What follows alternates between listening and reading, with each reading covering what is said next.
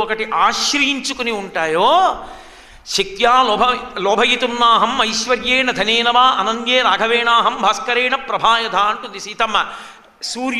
సూర్యుని యొక్క వెలుతురు, చంద్రుని యొక్క చల్లతనం, పువ్వు యొక్క సౌరభం ఎలా విడదీయలేవో పార్వతీ పరమేశ్వరులు అలా కలిసి ఉన్నారు కాబట్టి అది శివం.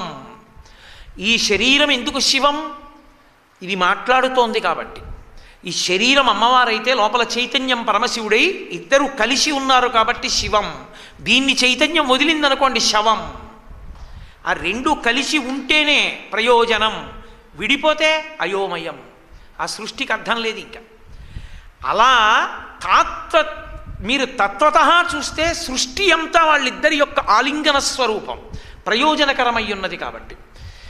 అదే ఆమె పాతివ్రత్యం కోణంలో చూస్తే ఆ తల్లి ఎప్పుడూ పరమేశ్వరుణ్ణి కౌగిలించుకుని ఉంటుంది. కౌగిలించుకుని ఉండడం అన్న మాటకు అర్థం ఆమె ఆయనని విడి ఉండేటటువంటి లక్షణమున్నది కానే కాదు.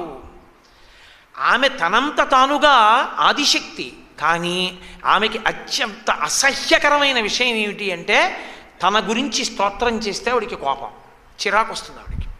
అందుకే పెద్దలు ఇప్పటికీ ఓ మాట చెప్తారు, సౌందర్య లహరి చదువుకోవాలనుకుంటే ముందు శివానంద లహరి చదివి చదువు అని చెప్తారు. శంకరులంతటి వారు అమ్మవారి వైభవం చెప్పడం మొదలుపెట్టి ముందు అయ్య పేరెత్తకుండా మొదలెడితే అమ్మ పలకదని శివశక్త్యాయుక్తో అంటూ శివనామంతో మొదలెట్టారు. ఆయన పేరెత్తితే తప్ప ఆవిడ విందు. ఆవిడ బహుప్రసన్నురాలయ్యేది ఎప్పుడో తెలుసా? ఆయనని కీర్తిస్తే సంతోషిస్తుంది. అందుకే శంకరులు విపంచాగాయంతి వివిధమపదానం పశుపతే అంటారు. సరస్వతీదేవి ఆయన దగ్గర కచేరీ చేస్తే అమ్మవారి వైభవాన్ని స్తోత్రం చేయదు, పరమశివ వైభవాన్ని కీర్తిస్తుంది. ఆయన గురించి పాడుతుంటేట ఆవిడ సంతోషపడిపోయి శబాష్ అంటుంది. ఆ మాట అని పొంగిపోతుందిట. ఆవిడ శివ సంకీర్తనం వింటే ఇలా అంటుందిట. తాంబూల చర్వణం చేస్తూ ఇలా కదిపితే తాంబూలా రుణపల్లవాదరయుతే తాటంకహారాన్వితే వీణానాద నిమీలితార్థనయనే విప్రస్థ చూలింబరే. ఆ తాంబూలం నవ్వులుతూ ఆ చెవి తాటంకములు కదిలేటట్టుగా ఇలా అని మురిసిపోతుందిట ఆవిడ. ఆవిడ అంత శివభక్తి తత్పరురాలు. శివభక్తి అంటే భర్త యందు అంత ప్రీతి కలిగిన మహాపతివ్రత.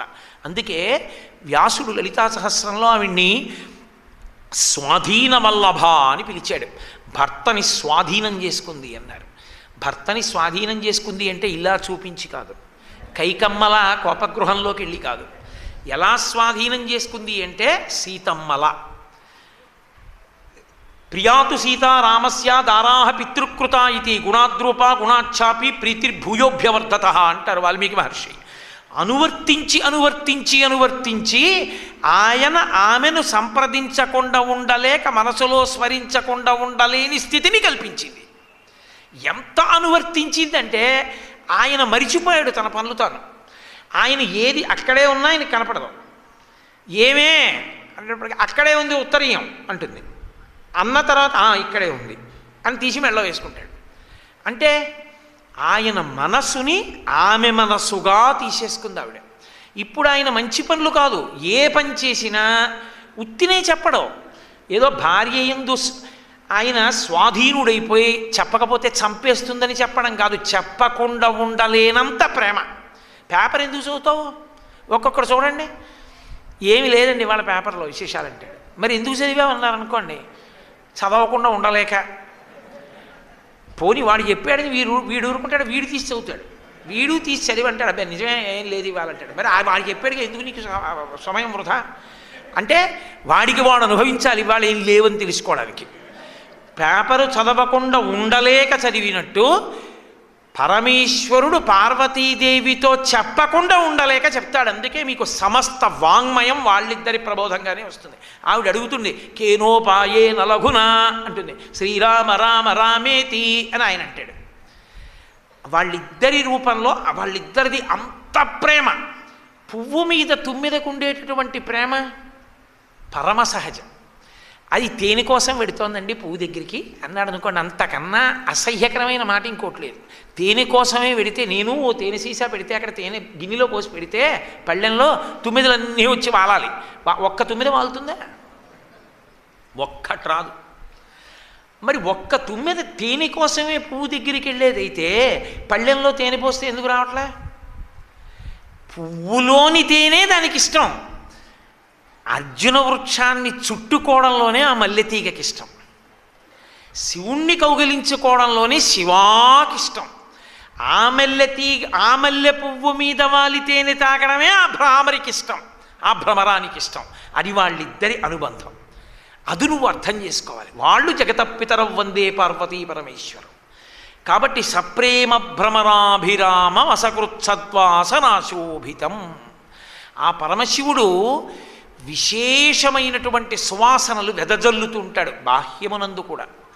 ఆయన సుగంధిం పుష్టివర్ధనం అని ఆయన దగ్గర వచ్చేటటువంటి సువాస అసలు పరమశివుని యొక్క అందమే అందం.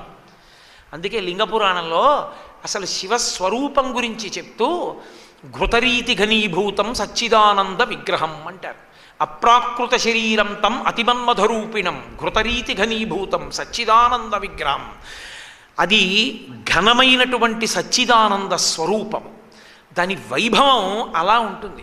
అందుకే అసలు ఆ చిట్ట చివర పరమశివుడు కదిలి వచ్చినప్పుడు ఉండేటటువంటి ఆ సువాసనల చేతట ప్రాణం పోయేవాడు కూడా ప్రాణం పోతున్నటువంటి దుఃఖాన్ని మర్చిపోతాట కాశీలో. పాలిండ్లు కదలంగ పసిడి పయ్యద వీచు అచలాధిపుని కూర్మి ఆడుబిడ్డ ధూత్కారమునరించి తొండంబు ముక్కున శిఖరారావంబు జిలుకు డుంఠి ప్రత్యక్షమై వచ్చి భాగీరథీ గంగ మృదుల హస్తము సాచి మేనునివురు ప్రథమోత్తముండు భృంగి భయరక్షణార్థంబు పాలాగ్రమున తీర్చు భసితరేక దక్షిణ శృతి మీదుగా ధాత్రి తెళ్ళి పెద్ద నిద్రకు మాగన్ను పెట్టువేళ పంచజనులకు తారక బ్రహ్మ విద్య అభవుడు ఉపదేశమునరించునప్పుడు కాశీ. ప్రాణం పోతుంటే ఆఖరి ఊపిరికి దగ్గర పడిపోతుంటే అందుకే కాశీలో అన్నీ కుడిచివు పైన పెట్టి చచ్చిపోతాయంటారు. పార్వతీదేవి వచ్చి తన పవిట కొంగుతో విసురుతుందిట.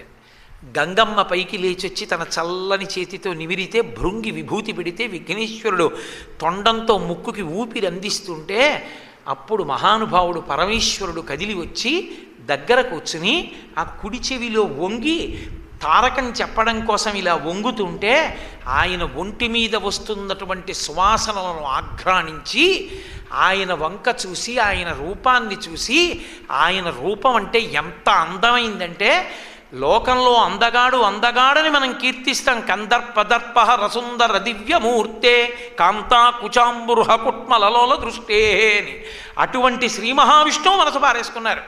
వన్నే ఏనుగుతోలు దుప్పటము బువ్వా కాలకూటంబు చే గిన్నే బ్రహ్మకపాలముగ్రమగు భోగే కంఠహారంబు నిన్నీలాగున నుండియున్ తెలిసియున్ నీపాద మూలంబునన్ చేర్చెన్ నారాయణుడిట్లు మానసమునన్ శ్రీకాళహస్తీశ్వర అని అడిగాడు ధూర్జటి. అంతటి అందగాడు అంతటి సువాసనాభరితమై ఉండేటటువంటి స్వామి వచ్చి ఆ తారక మంత్రాన్ని ఉపదేశం చేస్తుంటే పరమ సంతోషంగా శివుడి వంక చూస్తూ శివుడిలో ఐక్యమైపోతారట కాశీపట్టణంలో జీవులు పరమేశ్వరుడి యందు. అటువంటి పరమేశ్వరుడు సువాసనలు వెదజల్లుతూ ఉంటాడు అన్న మాటకు అర్థం ఆయన శరీరంలోంచి సువాసన వస్తుంది, అది దివ్య శరీరం. విడిచిపెట్టండి. సువాసన అన్న మాటకు అర్థం ఏంటో తెలుసా? మీరు మల్లె పువ్వుని తీసుకెళ్ళి ఎక్కడ దాచేస్తే దాని సువాసన వదిలేస్తుంది, అది దాని సువాసనే వెదజల్లుతుంది. కీర్తి అన్న సువాసన గుణముల వలన శోభిస్తుంది. గుణవంతుడు ఎక్కడికి వెళ్ళనివ్వండి కీర్తివంతుడి, ఆయన ఎక్కడికి వెళ్ళిపోనివ్వండి ఆయన గుణముల వలన ఇంకో గంటలో యోగ్యుళ్ళ ఉన్నాడండి ముందు కూర్చోబెట్టండి అంటారు. ఆ యోగ్యత గుణముల వలన ఆవిష్కరింపబడుతూ ఉంటుంది, అది సువాసన. ఏమిటి శివుని యొక్క గుణం? లోకరక్షకత్వం. అసలు అపకారం చెయ్యడం అంటూ తెలియనివాడు, అమంగళం చెయ్యడం అంటే తెలియనటువంటి వాడు లోకంలో ఉంటే ఆయన ఒక్కడే. అందుకే ఆయనకి శివ అని పేరు. శివ అంటే మంగళం, భద్రం, శ్రేయం పర్యాయ పదాలు. ఆయన కళ్యాణకారకుడు, లోకాన్నంతటినీ పొదివి పట్టి కాపాడి చూస్తుంటాడు. అంతరక్షకత్వం చేసేటటువంటి పరమశివుడు ఎవరున్నాడో ఆయనకి రక్షించడం ఒకటే తెలియడంలో ఆయన యొక్క దృష్టికోణం నిస్వార్థంగా ఉండడం కాదు, తండ్రితనం వలన. మీరు ఆ మాట పట్టుకున్నారో లేదో? నేను ఏం వద్దులేండి అన్నాను అనుకోండి, మీ ఇంటికి వచ్చి పెళ్ళికి మీకు నేను ఏదో మీ ఇంట్లో నీళ్లు కూడా తోడు పెట్టాను అనుకోండి, ఏమయ్యా ఇంత చేసి పెట్టావు, ఈ పంచెల చాపు తీసుకో అన్నారు అనుకోండి, అబ్బెబ్బే బలెవరే, నేను మీ ఎందు ప్రేమతో చెయ్యాలనిపించింది చేశానంతే, అంతేకాని నాకు పంచెల చాపు వద్దన్నాను అనుకోండి, నిస్వార్థంగా చేశానంటాను. తండ్రి చేశాడనుకోండి, నిస్వార్థంగా చేయలేదు, తండ్రితనంతో చేశాడు. అసలు ఆ తండ్రితనానికి స్వార్థ స్పర్శ లేదు. స్వార్థస్పర్శ ఎందుకు లేదంటే తన ప్రావిడెంట్ ఫండ్ అంతా అమ్మేశాడు, తను వాలంటరీ రిటైర్మెంట్ పెట్టేశాడు, డబ్బంతా కొడుక్కి ఇచ్చేశాడు. కొడుకు ఎక్కడికో వెళ్ళి వ్యాపారం చేశాడు, ప్రపంచంలో ఏదో దేశానికి కోట్లు సంపాదించాడు. ఒరే ఏమిటో జ్వరంగా ఉందిరా, కామెర్లు వచ్చాయంటున్నారు, ఒంట్లో బాగోలేదు, ఒక్కసారి నిన్ను చూడాలనుందిరా అన్నాడు. నాన్నగారండి తప్పకుండా వచ్చేస్తాను, కానీ పెద్ద వ్యాపారం విషయమే ఉన్నానండి, ఒక్క వారంలో వస్తానన్నాడు. ఇంత చదివించాను, వాడు రాలేదు, ధూర్తుడు, వారం తర్వాత వస్తానంటున్నాడు, వాడు ఏదో అయిపోవాలంట తండ్రి.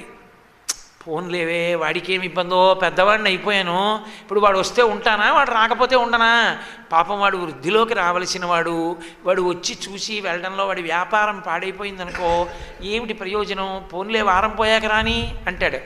అంటే తన వలన వాడు బతికాడు, అసలు వాడు ఉన్నాడంటే తానే కారణం, అసలు వాడు ఉండడానికి మూలం తానే. అటువంటి వాడు తనకి ఏమీ చేయకపోయినా చేయలేదేమండం, చేస్తే చేశాడు, చిన్నదేదో చేశాడు అనుకోండి పొంగిపోతాడు, చేయలేదనుకోండి ఏమీ అండం.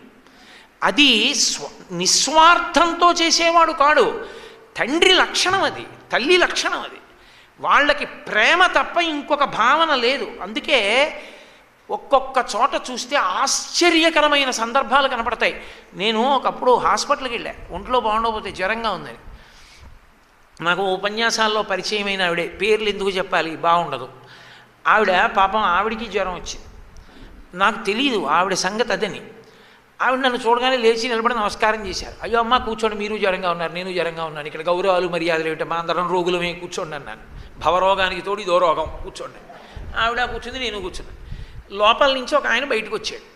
ఆయన చాలాసేపు ఉన్నాడు, డాక్టర్ గారు చాలాసేపు ఉన్నాడు, ఆయనతో పెద్ద రోగంలా ఉందనుకున్నాం. ఆయన బాగానే ఉన్నాడు, బయటకు వచ్చేసాడు. డాక్టర్ గారు బయటకు వచ్చాడు, బయటకు వచ్చి ఆయన్ని కారు దాకా ఎక్కించి లోపలికి వెళ్ళాడు. లోపలికి వెళ్ళిపోయిన తర్వాత ఈవిడ పక్కన కూర్చున్నావిడంది, చూడమ్మా నువ్వు ఇక్కడే కూర్చున్నావు, జ్వరంతో మీ అబ్బాయి ఎలా వెళ్ళిపోయాడో, నిన్ను చూశాడు, కనీసం అమ్మ జ్వరంగా ఉందా అని కూడా అడగలేదు, డాక్టర్ గారిని వెనకాలే వస్తున్నారు కదా మా అమ్మగారేనండి అని కూడా అనలేదు, ఇలాంటి కొడుకు ఉంటే ఎంత చచ్చిపోతే ఎంత అమ్మా అంది. ఆవిడ గభాలన నోటి మీద చేయి పెట్టింది, అలా అనకమ్మా, వాడు నన్ను చూసినా చూడకపోయినా పర్వాలేదు, వాడు అలా ఉంటే చాలమ్మా, అలా అనకమ్మా ఇంకో మాట అంది. నీ తెల్లబోయి ఆ తర్వాత ఆవిడని అడిగా. ఆవిడ పెద్ద కథే చెప్పింది, ఆవిడ ఎంత పెద్ద కష్టపడి పెంచిందో, వాడు ఎంత కృతజ్ఞుడైపోయాడో కొడుకు చెప్పింది. నేను జ్వరం మాట దేవుడెరుగు, నాకు మతిపోయింది, అప్పుడు కూడా అలా అనద్దమ్మా అంది ఆవిడ. అమ్మ తప్ప అలా ఇంకోళ్ళు అనగలరా? ఏమవుతుంది ఇంత అయ్యాక, జ్వరం వచ్చి చచ్చిపోతే ఏమవదు, వాడు మాత్రం ఉండాలమ్మా, వాడు ఎక్కడో అక్కడ అలా ఉంటే చాలు, వాడికి అమంగళం ఉండకూడదండి. అసలు నిస్వార్థం అమ్మ ప్రేమ అనకూడదు, నిస్వార్థం కాదు, అసలు రాశీభూతమైన ప్రేమ అంతే, దానికి స్వార్థ స్పర్శ అంటదు. అలా అంటని వాళ్ళు ఈ లోకంలో పార్వతీ పరమేశ్వరుడు. లౌకికమైన తల్లికే అంత ప్రేమ ఉంటే జగములను కన్న తల్లి నా తల్లి భ్రమరాంబ, జగములను కన్న తండ్రి మల్లికార్జునుడు. అందుకే వాళ్ళు ఇది కావాలని అడగరు, నాకు ఇది ఇవ్వలేదే అని అడగరు. మీకు కథాపరంగా చదివినప్పుడు అదోలా అనిపించవచ్చు, కానీ అసలు వాళ్ళు కష్టాన్ని తీసేసుకుంటారు, సుఖాన్ని వదిలేస్తారు పిల్లలకి. మీరు చూడండి, హాలాహల భక్షణంలో ఉచ్చైశ్రవం వచ్చింది, కామధేను వచ్చింది, కల్పవృక్షం వచ్చింది, నాకు ఇవ్వలేదే అని ఆయన అడగలేదు. హాలాహలం వచ్చింది, చని కైలాసముజొచ్చి శంకరుని వాసద్వారముంజేరి ఈశుని దవ్వారికులు అడ్డుపడ్డ తలమంచొంజొచ్చి కుయ్యో ముర్రో విను మాలింపము చిత్తగింపము దయన్ వీక్షింపుమన్ సంభుజానన ముక్కుల్కని రక్తరక్షణ కళా సంరంభునిన్ శంభునిన్. అప్పుడు పరిగెత్తారు అందరూ. పరిగెత్తి ద్వారపాలకులు అడ్డుపడ్డా కూడా లోపలికి వెళ్ళి, మా అమ్మ మా నాన్న నువ్వేంట అడ్డొస్తావు, అప్పుడు గుర్తొచ్చారు.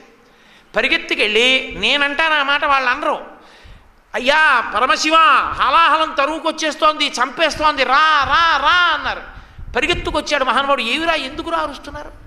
హాలాహలం తరువుకొచ్చేస్తోంది స్వామి, లోకాలన్నీ కాలిపోతున్నాయి. ఆయన లోపలికి వెళ్ళాడు, ఇప్పుడే వచ్చేస్తున్నాను ఉండండి. అది స్వాధీన వల్లభ అంటే. ఆవిడికి చెప్పకుండా చేయడు.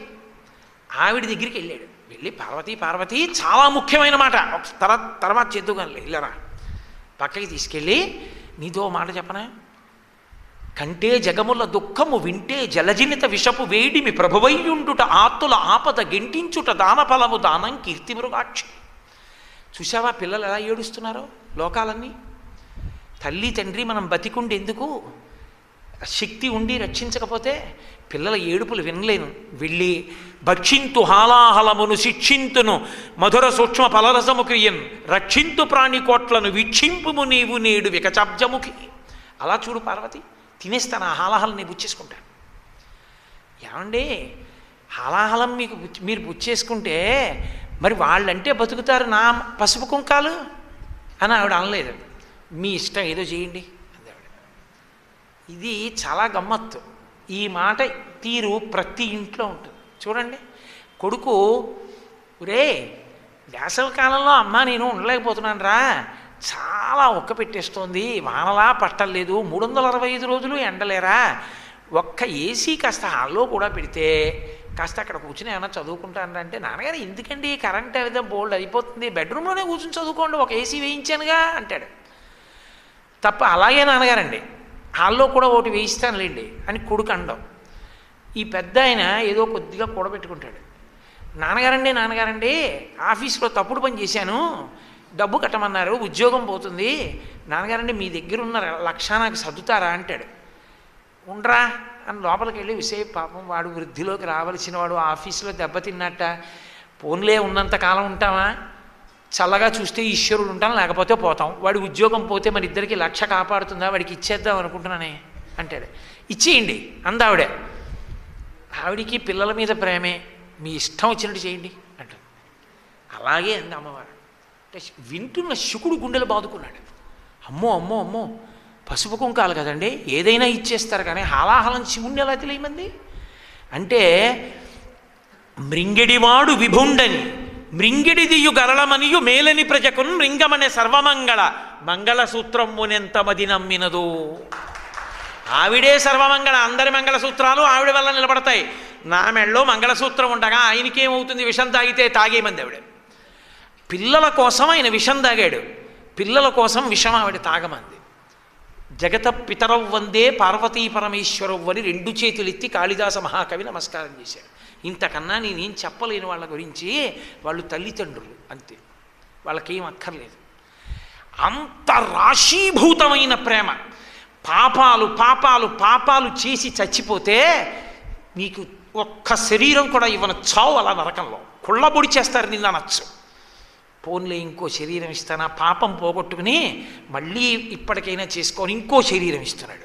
ఏమి దయామయుడు, ఎంతటి కరుణామూర్తి నిజంగా.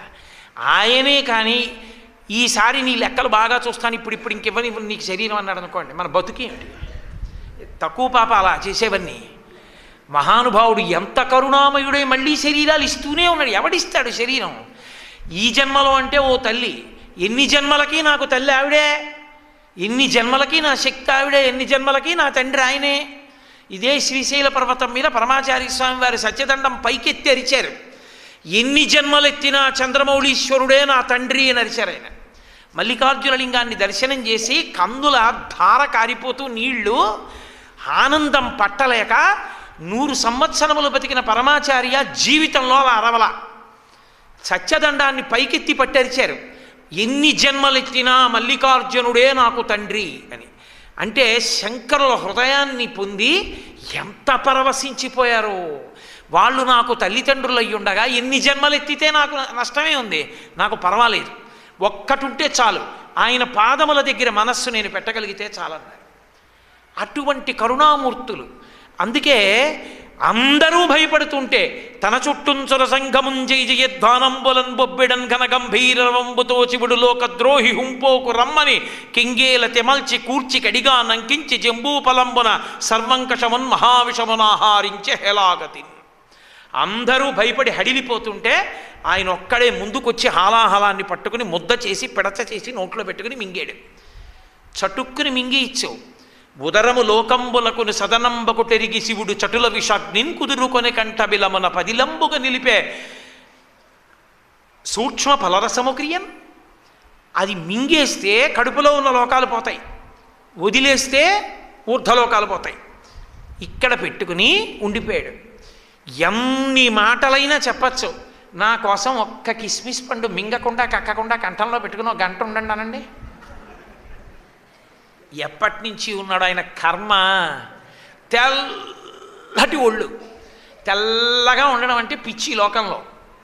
ఆయనకి ఏం తెల్లగా ఉంటాడు, ఎన్నైనా చెప్తాడంటారు. తెల్లగా ఉండడం అంటే సరదా. తెల్లగా ఉండేవాడు నల్లటి మచ్చ కంఠంలో తెచ్చుకున్నాడు. ఇంత మచ్చ ఎవడు తెచ్చుకుంటాడు? చిన్న మచ్చ వస్తే డెర్మటాలజిస్ట్ దగ్గరికి పోతాడు. ఆయన లోకం కోసం మచ్చ పొందాడు. అది గొప్పతనం. శివుడు పరమాచార్య స్వామి ఒకసారి మాట్లాడుతూ ఓ మాట చెప్పారు, శివుళ్ళ బతకడం నేర్చుకోండి అన్నారు. లోకాల్ని కాల్చేది ఏదైనా ఉంటే కడుపులో పెట్టుకున్నాడు, చల్లతనాన్ని ఇచ్చేది ఏదైనా ఉంటే నెత్తి మీద పెట్టుకున్నాడు. తప్ప కాల్చేదాన్ని పైనను చల్లగా ఉన్నదాన్ని కడుపులో పెట్టుకోవాలా. లోకాన్ని పాడు చేసేది ఉంటే కడుపులో పెట్టేసుకో, బాగు చేసేది ఉంటే నెత్తి మీద పెట్టుకుని అందరికీ చూపించు. శివుడు ఆదర్శప్రాయుడయ్యాడు లోకానికి తండ్రిగా. కాబట్టి మహానుభావుడు వాళ్ళిద్దరిది జగత పితరౌ వందే పార్వతీ పరమేశ్వరౌ. శంకరాచార్యుల వారి యొక్క పరిశీలనమది. ఒరే, ఆనాడు నీ కోసం హాలాహలం తాగినవాడు, నీకు ఇన్ని జన్మలు ఇస్తున్నవాడు, నీకు భక్తినిచ్చినవాడు, నీకు గురువునిచ్చినవాడు, 4 మాటలు చెప్పుకునే అదృష్టాన్ని ఇచ్చినవాడు, నీ యందు జ్ఞానముగా ప్రకాశిస్తున్నవాడు, ఈ లోకమంతటా నిండి నిబిడీకృతమైనవాడు, కదలడానికి చోటు లేక స్థాణువైనవాడు, నీ కంటితో చూడాలని నువ్వు అనుకుంటున్నావా? మాంసనేత్రమునకు దొరకని వాడిని లోపల ఉన్నాడు, వెళ్ళి చూడు, ముట్టుకోవచ్చు కూడా. ఆ శివుణ్ణి ముట్టుకోవడం నా తరమా? ఏమో ఆయన అనుగ్రహం కలిగితే. ఇక్కడ అలా వెళ్ళి లోపలికి వెళ్ళి ఇలా ముట్టుకోవచ్చు. ఎంత భాగ్యం! కాబట్టి శ్రీశైలంలో ఇక్కడే ఉన్నాడు. అమ్మతో కలిసి చూడాలనుకుంటున్నావా ఇద్దరిని? అదిగో ఆ మద్ది చెట్టుకు మల్లెతీగ అల్లుకుని కనపడుతున్నాడు. గుణావిష్కృతం కాబట్టి సంధ్యారంభ విజృంభితం శృతిశిరస్థానాంతరాధిష్ఠితం సప్రేమ భ్రమరాభిరామమసకృత్సత్వాసనాశోభితం భోగీంద్రాభరణం. ఆయన పరమశివుడు భోగీంద్రుని ఆభరణముగా పొందినటువంటి వాడు. భోగీంద్రుడు అంటే పాము, పాముల యందు ఇంద్రుడు. భోగి అన్నది పాముకి కూడా మారుమాట. భోగుల యందు అంటే పాముల యందు ఇంద్రుడు అంటే శ్రేష్ఠుడు. పాముల యందు శ్రేష్ఠుడు వాసుకి, శేషుడు మొదలైన వాళ్ళు. ఆ వాసుకి చాలా గొప్ప సర్పం అది. అది పరమ భక్తి తత్పరత కలిగినటువంటి సర్పాల్లో ఒకటి. ఆ వాసుకి ఒకప్పుడు వెళ్ళిపోతున్నాడు. వెళ్ళిపోతుంటే గరుత్మంతుడు ఆయన వెంటపడ్డాడు. వెంటపడి ఆయన పడగల మీద కొడుతున్నాడు. కొడుతుంటే వాసుకి గరుత్మంతుడికి పెద్ద యుద్ధం జరుగుతోంది. ఆయన శివా శివా శివా అని అరిచాడు. అది ఆ వాసుకుని మెడలో వేసుకుంటాడు పరమశివుడు. ఆ వాసుకి స్తోత్రం చదివితే చాలు రోగాలు నయమవుతాయని. అటువంటి వాసుకి శివుణ్ణి పిలిచాడు. పిలిస్తే శివుడు నందివంక చూసి అన్నాడు, వెంటనే వెళ్ళి విష్ణువుకి చెప్పు, గరుత్మంతుడిని వెనక్కి పిలుస్తాడా, నీ త్రిశూలం విడవాలా అని అడుగు అన్నాడు. నంది వెళ్ళి విష్ణువుకి చెప్పారు. వాళ్ళిద్దరి మధ్య అభేదం. అందుకని వాళ్ళు ఒకరి మనసు ఒకరు గాయపరచరు కారణం లేకుండా. ఈ లోకం కోసమే ఏదైనా. వెంటనే శివాజ్ఞ, గరుత్మంతుడిని వెనక్కి రమ్మంటున్నాను. గరుడు వెళ్ళిపోయాడు. వెళ్ళిపోతే శివుణ్ణి స్తోత్రం చేశాడు వాసుకి. స్తోత్రం చేస్తే పరమేశ్వరుడు ఆయనకి అనుగ్రహం ఇచ్చాడు. నువ్వు ఇంత కష్టంలో ఆర్తిలో కూడా నన్ను స్మరించావు, నా ఎందింత భక్తి ఉన్నవాడివి, ఇక నుంచి నీకు ఈ బాధ లేకుండా నిన్ను పైన పెడతాను, నేను కింద కూర్చుంటాను. నేను కింద ఉంటాను, నువ్వు పైన ఉంటావు. నా కొడుకు కళ్యాణం అయినప్పుడు నిన్ను అనుగ్రహిస్తాడు, నా కొడుకు నీ మీద ఉంటాడు. ఎవరు పైన ఉండాలి? యథార్థానికి శివుడు పైన ఉండాలి. నిన్ను నా కొడుకుని పైన పెడతాను, నేను కిందకుంటాను. నీ యొక్క విషపు గాలి పైకొస్తుంటే భక్తులు మరణిస్తారు. వాళ్ళు మరణించకుండా ఉండడానికి ఏ గరుత్మంతుడు నిన్ను వెంట తరివాడో ఆ గరుత్మంతుడే స్తంభ రూపంలో నించుంటాడు. నీ వాసనలు గరుత్మంతుడు విరుస్తాడు. నిన్ను దర్శనం చేసిన వాళ్ళకి సంతానం కలుగుతుందని అనుగ్రహించాడు. అదే కుక్షి. శృంగేరి పక్కన ఉన్నటువంటి కుక్షి సుబ్రహ్మణ్యం. కుక్కీ కుక్కీ అంటుంటారు, కుక్కీ కాదు కుక్షి. కుక్షి అంటే గుహ. ఆ గుహ యందు తపస్సు చేస్తే వాసుకిని అనుగ్రహించాడు. తాను కిందున్నాడు, ఆయన్ని పైన పెట్టాడు. భోగీంద్రాభరణం, ఆ వాసుకిని మెడలో హారంగా వేసుకున్నాడు. శేషుడు పతంజలిగా వస్తే పాదానికి హారంగా చుట్టుకున్నాడు. అందరూ నృత్యం చేస్తున్నారు, నృత్యానికి సహకరిస్తున్నారు, నువ్వేం చేస్తున్నావు అని అడిగారు పతంజలిని. ఆయనకి బాధ కలిగింది. నందీశ్వరుడు వెళ్ళి పరిహాసం చేశాడని. కొమ్ములున్న నంది, నన్ను పరిహాసం చేశావు, దీర్ఘాలు లేకుండా కొమ్ములు లేకుండా నేను పరమేశ్వరుడు నృత్యాన్ని చెప్తానని ఆయన స్తోత్రం చేశాడు. చేసి శివుడు నృత్యం చూడడం కాదు, నేనేం చేయలేనని కదా మీరు అంటున్నారు పావుని కాబట్టి, నేను శివుడితో సమానంగా నర్తిస్తా. ఎలా నర్తిస్తానో తెలుసా? ఆయన కాలు చుట్టుకుంటా, ఆయన నర్తించిన పాదంతో నేను నర్తిస్తానని ఒక్క దూకు ఆయన కాలు చుట్టుకున్నాడు. ఆయన పాదాన్ని పట్టుకుని ఉంటుందే పాము, అదే శేషుడు. కాబట్టి భోగీంద్రాభరణం, అటువంటి పాములన్నీ ఆయనకు ఆభరణాలు. తత్వతః మృత్యువు ఆయనకి ఆభరణం. ఆయనని మృత్యువు గ్రసించలేదు, ఆయన మృత్యువుని ధరిస్తాడు. ఇంకా చెప్పాలంటే మృత్యువుకి మృత్యువు ఆయనే. మృత్యువుని చంపగలిగిన వాడు ఆయన ఒక్కడే. ఇప్పటికీ అటువైపు గోడ మీద ఉంది మార్కండేయుని యొక్క వృత్తాంతం. మార్కండేయుడు చేసింది ఒక్కటే, నేను శివుణ్ణి పట్టుకుని ఉండగా ఉన్నాను, నువ్వేం చేయకలేదు. నేను శివుణ్ణి పట్టుకుని ఉండగా నువ్వేం చేస్తావురా అన్నాడు యమధర్మరాజు గారిని. నేను చంద్రశేఖర పాదాబ్జ స్మరణం పరమౌషధం, నేను చంద్రశేఖరుణ్ణి పట్టుకుని ఉండగా కింకరిష్యతి వయ్యమహ, ఈ యముడు ఏం చేస్తాడు నన్ను అన్నాడు. దానికి కోపం వచ్చింది ఆయనకి. అంటే శివుణ్ణి పట్టుకుని ఉంటే నేనేం చేయకూడదా అని ఇలా శివుడు ఉంటే ఆయన ఇలా పట్టుకున్నాడు. తల శివలింగం కలిసి ఉన్నాయి. ఎలా? రెండింటికి మధ్యలోకి పాశం పడదు, అందుకని శివలింగ సహితంగా వేశాడు, వేసి లాగాడు. శివలింగానికి పాశం తగలగానే లోపల నుంచి పైకి వచ్చాడు. మీరు చూడాలి ఆ గోడ మీద మూర్తి అద్భుతంగా ఉంటుంది. ఎడంకాలెత్తి ఒక్క తన్ను తన్నాడు, అంతే గుండెలు బద్దలైపోయి అందరినీ చంపే యమధర్మరాజు గారు కింద పడి చచ్చిపోయాడు. అప్పుడే మహానుభావుడు శంకరాచార్యులు వారు స్తోత్రం చేశారు. వక్షస్థాడనమంతకస్య కఠినాపస్మార సంవర్ధనం భూభృత్పర్యటనం నమత్సరశిర కోటీర సంఘర్షణం కర్మేదం మృదులస్య తావక పదద్వంద్వస్య గౌరీపతే మచ్చేతో మణిపాదుకా విహరణం శంభో సదాంగీకురు అన్నారు. అక్కడ శ్రీశైల క్షేత్ర ప్రసక్తి. ఒక్క శ్రీశైలంలోనే దిగుతాడు ప్రదోష వేళ అని. కాబట్టి ఆనాడు యమధర్మరాజు వక్షస్థలం మీద తన్నినప్పుడు నీ కాలు ఎంత సొక్కిపోయిందో, ఆనాడు నువ్వు శ్రీశైల పర్వతం మీద దిగి నడుస్తున్నప్పుడు శ్రీశైల శృంగే వివిధ ప్రసంగే శేషాద్రి శృంగే సదా వసంతం, ఎన్ని ఓషధులో నీ పాదాలకి గుచ్చుకుంటాయి. స్వామి నా మనస్సన్న మణిపాదుకులు తుడుక్కోవయా అన్నారు. భోగీంద్రాభరణం. అందుకే ఆయన తండ్రితనానికి ఉన్న గొప్పతనం అది. తన గొప్పతనం చెప్పడు, తన కొడుకు గొప్పతనం చెప్తాడు. ఆయన చీఫ్ సెక్రటరీ చేశాడు, కొడుకు ఇప్పుడు కలెక్టర్ అయ్యాడు. మా అబ్బాయి కలెక్టర్ అంటాడు, మా అబ్బాయి కూడా ఐఏఎస్సేనండి అంటాడు. నేను ఐఏఎస్, మా కొడుకు ఐఏఎస్ అంటాడు, మా అబ్బాయి కూడా ఐఏఎస్సేనండి అంటాడు. అంటే తన ఐఏఎస్ అని ముందు చెప్పడు, మా అబ్బాయి కూడా ఐఏఎస్సేనండి. తన కొడుకు గురించి చెప్పడంలో సంతోషం. అసలు శివతత్వానికి ఉన్న గొప్పతనం ఏమిటో తెలుసా? భక్తుణ్ణి నెత్తి మీద పైన పెడతాడు, తాను కింద కూర్చుంటాడు. ఆ మహానుభావుడు తిన్నడు, ఆయన భక్తిని తక్కువ చేసి మాట్లాడడానికి వీల్లేదు. అంత గొప్ప భక్తి తత్పరుడు. ఆయన యొక్క భక్తికి పొంగిపోయాడంతే శివుడు. వచ్చి దొంగదండాలు పెట్టి స్తోత్రాలు చేసి బిల్వదళాలు తీసుకొచ్చి వేసేస్తే పొంగిపోతాడనుకోకూడదు. ఆయన అసుతోషుడు, దానికి పొంగిపోతాడు, కాదంటలేదు నేను.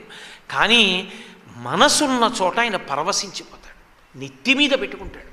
మార్గావర్తిత పాదుకా పశుపతే రంగస్య కూర్చాయతే గండూషాంబు నిషేచనం పురరిపోర్ దివ్యాభిషేకాయతే కించిత్ భక్షిత మాంసశేష కబళం నవ్యోపహారాయతే భక్తి కిం నకరోత్యహో వనచరో భక్త్యావతం సాయకే.